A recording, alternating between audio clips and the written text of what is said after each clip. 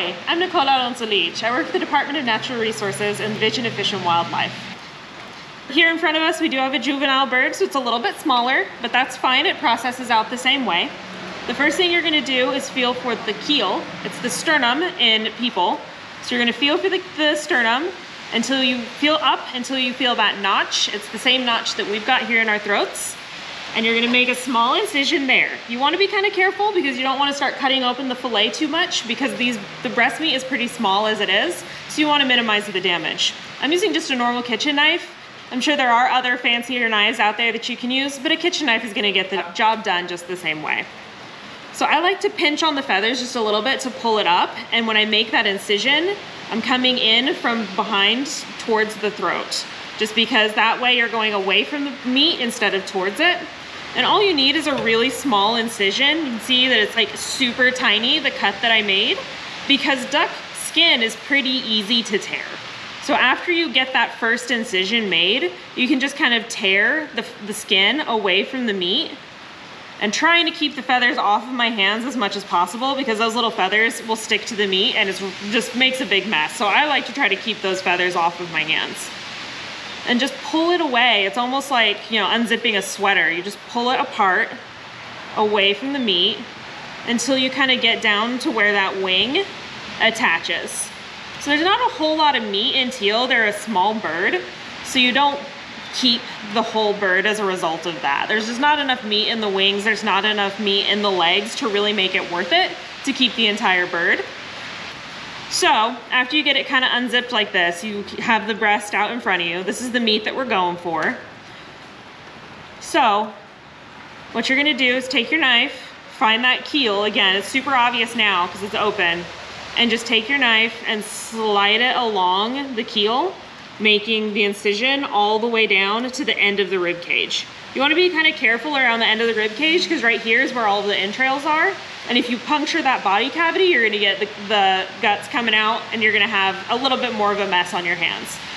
If you do get any entrails on the meat, it's not the end of the world. It will affect the taste, but you will be fine eating it anyway. But just, you know, as a good practice, you wanna make sure that you're not getting any of the entrails onto your meat. So now that you've got that kind of slice all the way down the keel, what you're gonna do is follow it down the end of the rib cage just a little bit to get it open. And then you're just gonna take your knife and just start filleting it down. You wanna get it as close to the ribs as you can, but you don't wanna puncture the ribs because again, you'll get into the body cavity and it makes kind of a mess. So the hardest part of this process is up here on the sternum. Ducks have a wishbone, just like chickens, just like turkeys, and that's where the meat is holding on tightest. So that's kind of the hardest part of this, is getting it off of that sternum or getting it off of that wishbone and making sure that you're getting as much of that meat as possible. But you can see it comes off really easily. So this process is fairly simple, fairly straightforward, and is pretty clean overall. So after you get this all the way down to the edge of the rib cage, you're gonna start seeing, you know, the fat here, and you'll start seeing the joint of the wing. So when you've hit that point, you know that you're kind of at the end of the fillet. So I like to turn it back over so that I can get that meat to separate from the skin.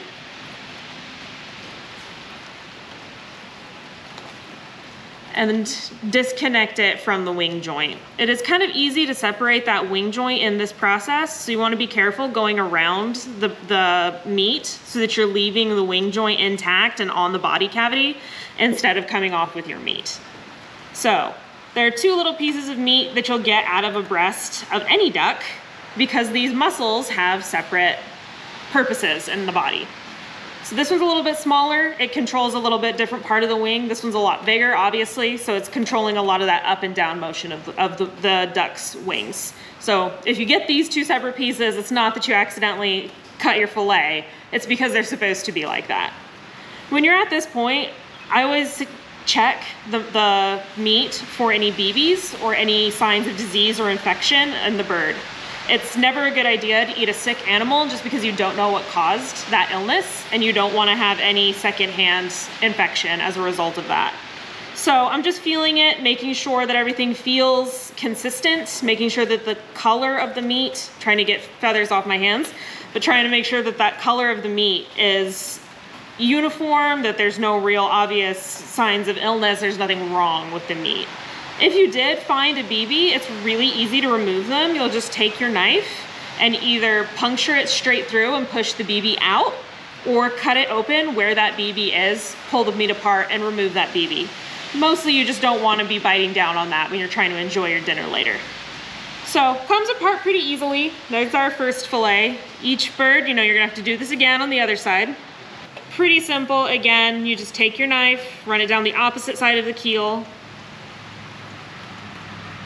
down the behind the ribs, the end of the rib cage, up by that wishbone, that sternum, keeping it nice and tight on your knife, nice and tight to the ribs to get all the meat you can out of this bird. When you get to the point where you are seeing the skin on the other side, flip it over, kind of pull up on it so that it separates nice and smooth, cutting down towards that wing joint and separating the meat away from the wing. Pretty simple. I got feathers everywhere, but that's fine. They do come off. It's just annoying for me anyway. Feeling it, making sure that the color looks right, making sure that there are no bullets or no BBs left inside the fillet, and recognizing that these are separate pieces, not that I ended up slicing the fillet. But there you go. You've got both of your fillets out of your duck, ready to be processed and cooked however you want.